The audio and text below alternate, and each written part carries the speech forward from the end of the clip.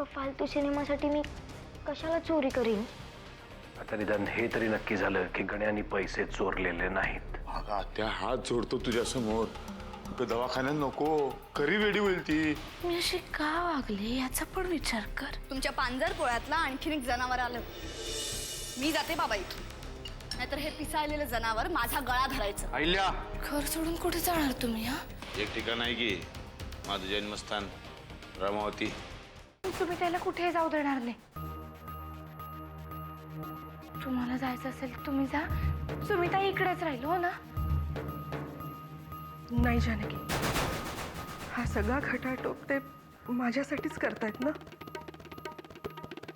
माझं कुंकू जिथे जाईल मीही तिथेच राहणार.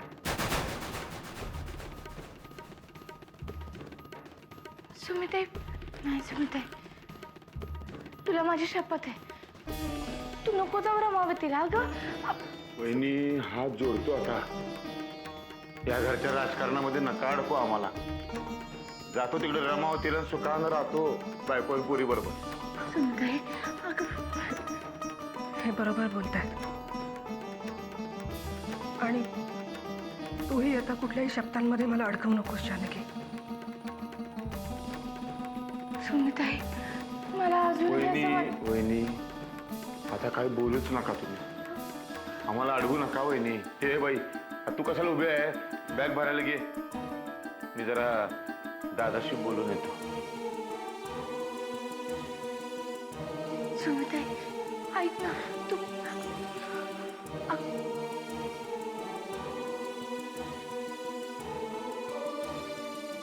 सुमिते अगं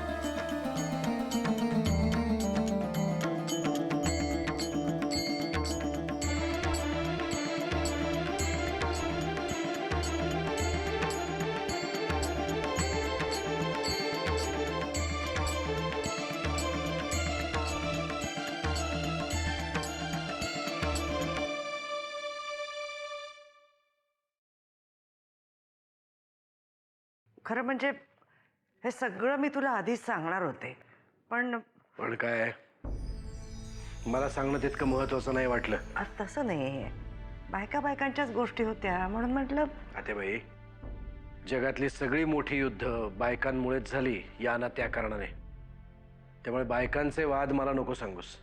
बघ, जे जसं घडलं तसं मी तुला सगळं सांगितलं. आता काय करायचं त्याचा निर्णय तूच घ्यायचा आहेस. सगळं घडून गेल्यावर काय निर्णय घेणार मी? तरी मी बोलेन सुमित्राशी. तिच्या अशा वागण्याचं मला आश्चर्यच वाटतंय. हो, मलाही आश्चर्य वाटतंय. मला पण वाटते दादा. मला तर काय कळतच नाही काय चाललंय. या सगळ्या प्रकरणाबद्दल तुझं काय म्हणणं आहे परशू? नाही, या सगळ्या प्रकारामध्ये सुमित्राची चूक आहे हे मान्य आहे मला. पण मी तुला एवढंच सांगायला आलोय की मला माझ्या कुटुंबासोबत रामावतीला जाऊन राहू दे. अरे पण तू रमावतीला जाऊन हा प्रश्न सुटणार आहे का? अगं इथं प्रश्न काही नाहीच आहे.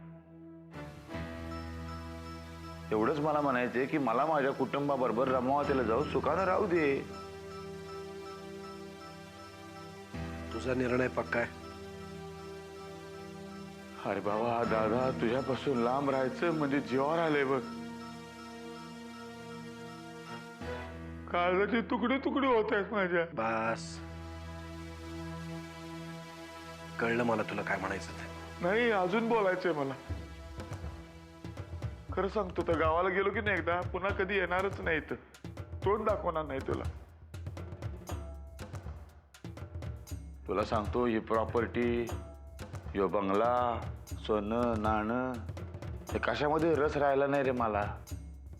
आता रस एकातच, माझी बायको आणि माझी पोरगी, बस. ठीक आहे, जा तू रमावतीला. तुला हवी असलेली सगळी मदत मिळेल तुला. जा. अहो पण सगळं व्यवस्थित चाललेलं असताना कशाला घर सोडून जायचं? जानकी, आता त्यांना त्यांच्या पद्धतीने जगू दे.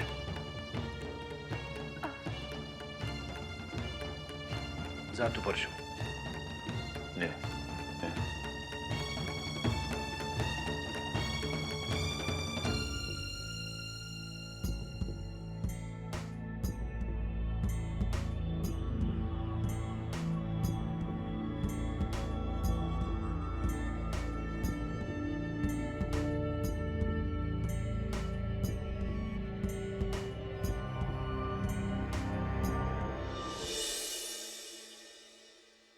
इंडिया, लय आनंदाची बातमी आहे. आपला प्लॅन सक्सेस झालाय बरं का. रमावतीला निघालोय.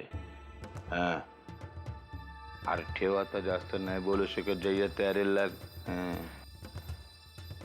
अरे 7ची बी गाडी गेली, 9ची बी गाडी गेली, 12ची गाडी निघाली. हाय, जाऊ नको घरी, वाजले की 12, जाणार मी रमावतीला. कधी निघताय? यायला बातमी पोचली वाटते तुमच्यापर्यंत. परशुशाही, तुमचं आयुष्य म्हणजे कस्तुरी मृगासारखं आहे. तुम्ही थोडी जरी हालचाल केली तरी सुगंध सर्वदूर पसरतो. आणि मग अट्टल शिकारी असतोय की नाही, तो सुगंधाचा मागोवा घेत घेत कस्तुरीपर्यंत जाऊन पोचतोय. अरे वा, बरीच माहिती दिसते तुम्हाला.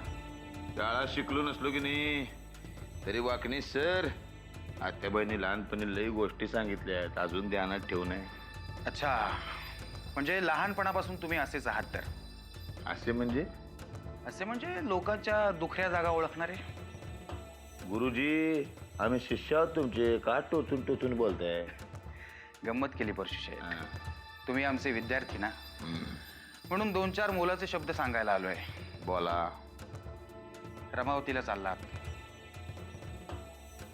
सांभाळून वागा. युगंधरा सरतापे आता सक्रिय झाली आहे. तुमचा एक चुकीचा निर्णय दुसऱ्या दिवशी हेडलाईन होऊ शकते. जशी आपली मर्जी गुरुवर्य. नाही, माझी इच्छा म्हणून नाही, किल्लेदार घराण्याची आबरू म्हणून जपून वागा.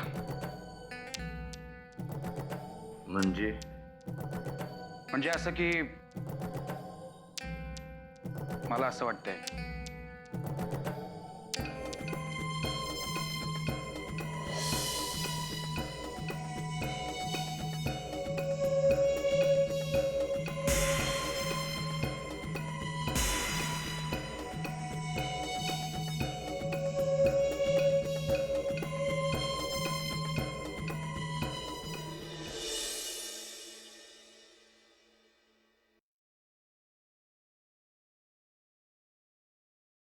अमृता, सुमिताईला काही झालं नाहीये. ती एकदम ठीक आहे. उलट तिला काहीतरी झालंय असं दाखवलं जातंय नुसतं ग.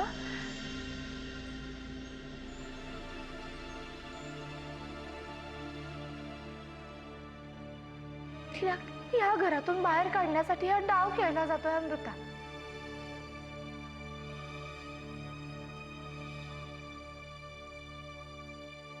आता सगळं स्पष्टच बोलते. परशुदादांच्या मनात काहीतरी काळं पेर आहे. त्यांना 2-3दा फोनवर बोलताना मी ऐकलं होतं. मी ज्याला त्याला सांगायचा प्रयत्न करते, कुणी माझ्याकडे लक्षच देत नाहीये. तुला कळतंय का मला काय म्हणायचंय ते? हा,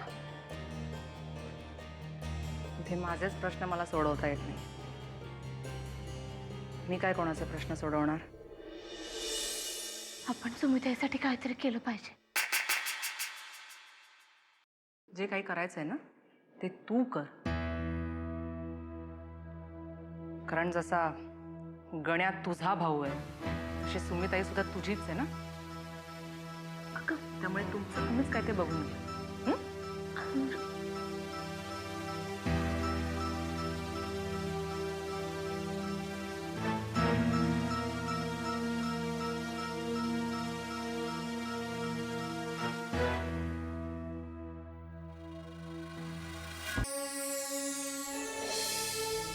अमृता, गण्या माझा भाऊ आहे, त्यामुळे बाकी कोणी मध्ये पडण्याचं काही कारण नाही.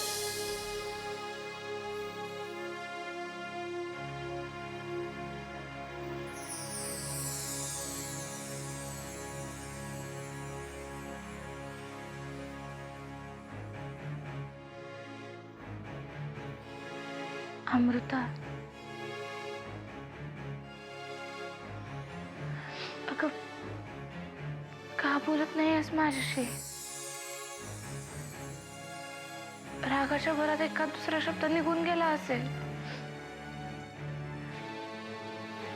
असं का वागतीयस? एवढं का मनाला लावून घेतीयस?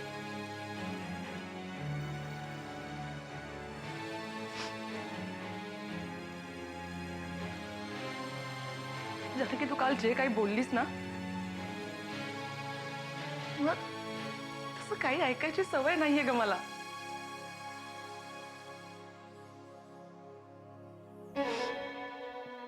कसं आहे ना, लहानपणापासून मी एकटीच वाढले ग या घरात. त्यामुळे बोलायला, भांडायला माझ्या वयाचं कुणीच नव्हतं माझ्याजवळ.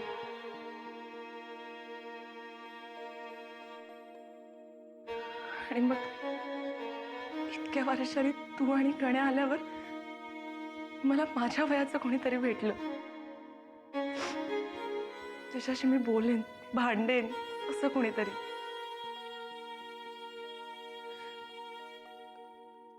की अगं भाऊ काय असतो ना, ते गण्यामुळे कळलंय मला. हळूहळू मी त्याच्यात इतके इन्व्हॉल्व झाले ना की सख्या बहीण भावाप्रमाणे नातं निर्माण झालं आमचं.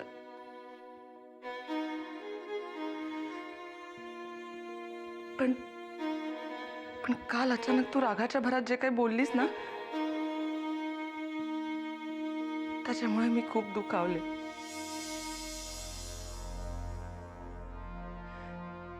की मी खरंच इतका जीव कधीच कोणावर नाही लावला जितका गण्यावर लावलाय.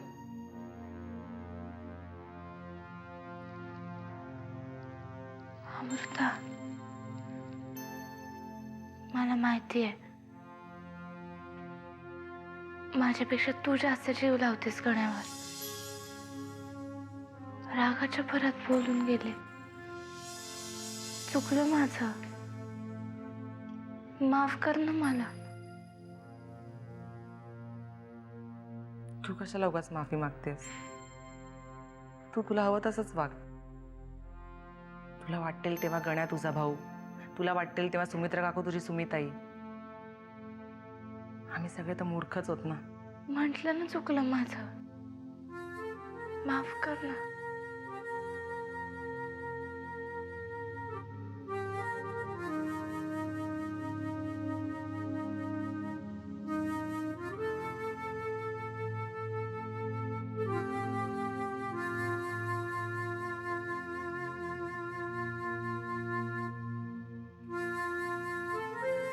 अमृता, सुमिताई रमावतीला चालली आहे ग, आणि ह्यांनी पण तिला परवानगी दिली आहे.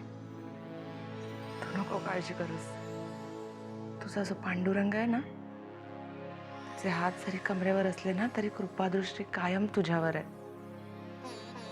त्यामुळे तू ज्यांच्यावर प्रेम करतेस ना, त्यांना सुखात ठेवणं हे त्याचं प्रथम कर्तव्य आहे.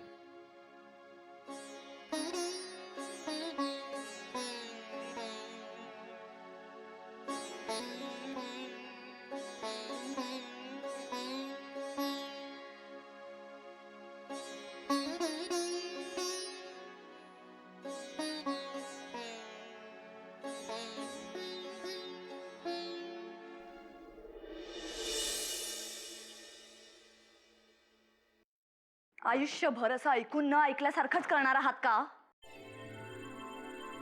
आईला परशू इथे होता तेव्हा तुला प्रॉब्लेम होता. तो आता रमावतीला चाललाय तरी तुला प्रॉब्लेम आहेच. जरा विचार करा. 200 एकर जमीन, 2 साखर कारखाने, एक पतपेढी आणि एवढा जुना वाडा, याचे मालक झाले ते दोघं आता. मग तुला व्हायचंय का? तसं असेल तर तूही जा रमावतीला, पहा एकदा ते सगळं. परशू बरोबर शेतावर जा, त्याच्यासारखं ट्रॅक्टरवर बस, सगळ्या शेताची पाहणी कर. जा ना. झालं? आता मी काय सांगते ते एकदा नीट ऐका. मला काहीही ऐकायचं नाहीये आता. आईल्या हे दर वेळेला जगाच्या पुढे 2 पावलं जाऊन सतत तिरका विचार करत राहायचं ही सवय आता बंद कर. दुसरं कोणी असतं ना तर मी हा विचार केलाही नसता. पण परशू भाऊजी जगाच्या पुढे 2 पावलं नाही 2 किलोमीटर जाऊन थांबतात. तुमच्यात काय स्पर्धा आहे का? जास्तीत जास्त वाईट कोण वागून दाखवतो?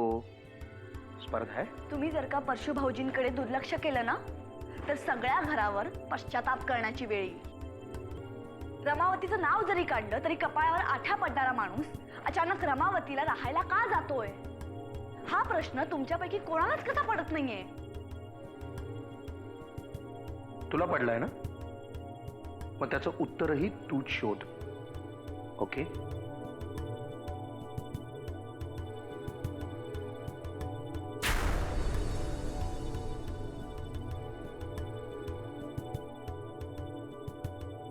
शेवटी या घराला पडलेले सगळेच प्रश्न मलाच सोडवायचे.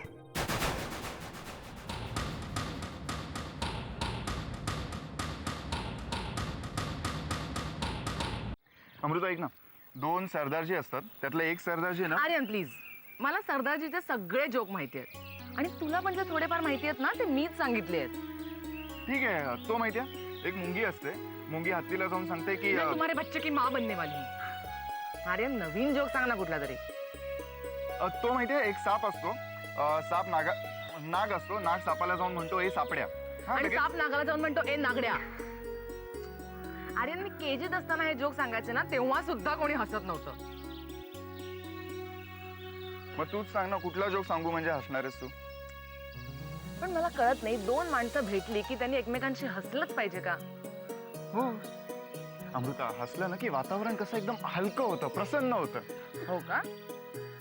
मिस्टर आर्यन SV, तुम्ही ना तुमच्या अँग्री यंग मॅनच्या कॅरेक्टरमध्येच राहा. उगाच कॉमेडी बिमेडीच्या फंदात पडू नका.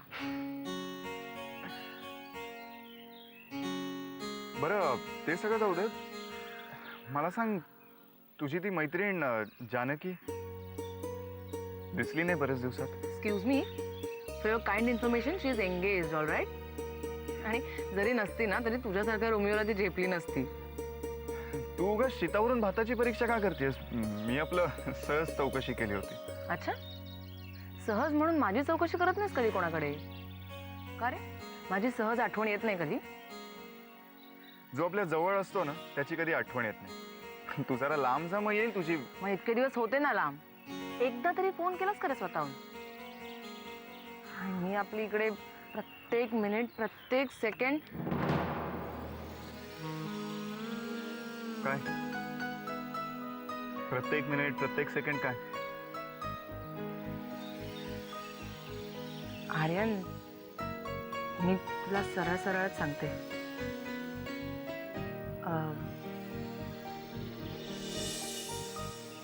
सांग. पण मला आधी सांग, तू भेळ खाणार? हा?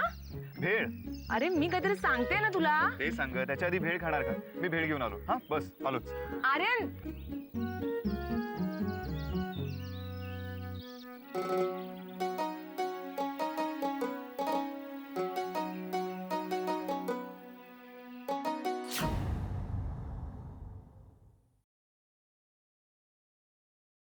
नमस्कार करते.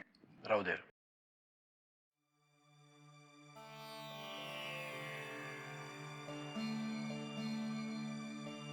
काय करणार आहेस तिथे जाऊन? शेती, दुसरं काय करणार? राजकारण काय आपला पारंपरिक व्यवसाय नाही. मूळचे शेतकरी आपण. धरणी मातेचं ऋण फेडणार.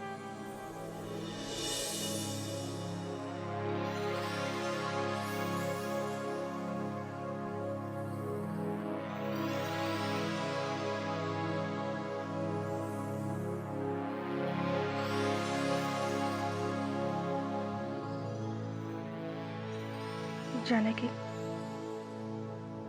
उद्या माझं काही बरं वाईट झालं तर तू जीवचा सांभाळ करशील असं वचन दिलं होतंस मला, आठवतंय ना? असं का बोलतेस?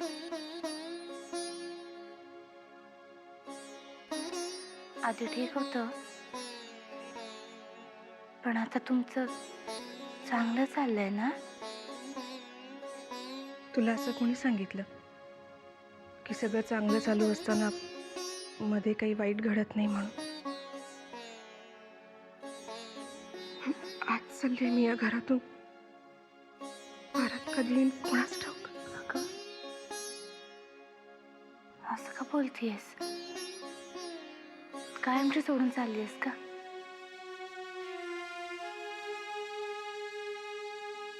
सुमिताई, तू माझ्यापासून काही लपवत नाहीयेस ना?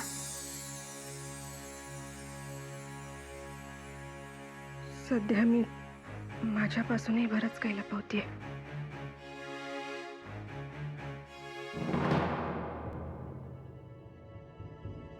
आलो. येतो आत्या. हा औक्षवंत. नमस्कार करा. असू दे. असं, असं, होऊ दे. मग काय ठरलंय तुझं? वाड्यावरच राहणार आहेस ना? नाही, स्वतः काहीतरी बनवून दाखवल्याशिवाय वाड्यावर पाऊल नाही ठेवणार. बहिणी, अहो काय? नर्मदा वहिनी असत्या तर पाया पडलोच असतो ना. त्या काय तुम्ही काय, थोरल्या वहिनी आहेत तुम्ही. काहीतरी प्रथा असते, रिवाज असतो, हे की नाही का? बरं, मी सामान घेऊन पुढं होतो, तू ये. तब्येतीची काळजी घे. नाही, मी नाही आहे म्हणून म्हणलं. हां, औषध बिवषध द्या त्यांना व्यवस्थित वेळेवर.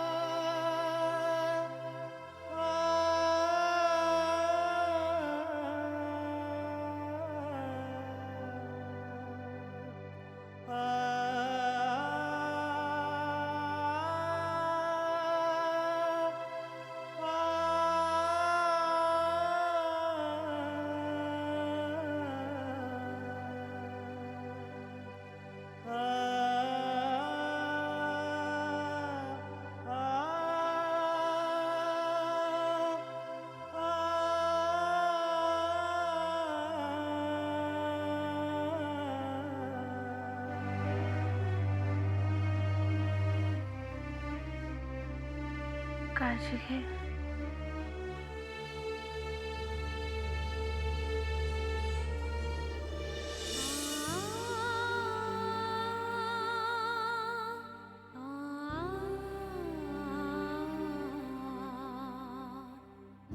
आत्याबाई, मला नाही वाटत आहे सुमित्याला जायचं होतं म्हणून. घराकडे पण कशी पाहत होते बघा ना. आता तू याचा काहीही विचार करू नकोस. राहतील, सुखात राहतील दोघं.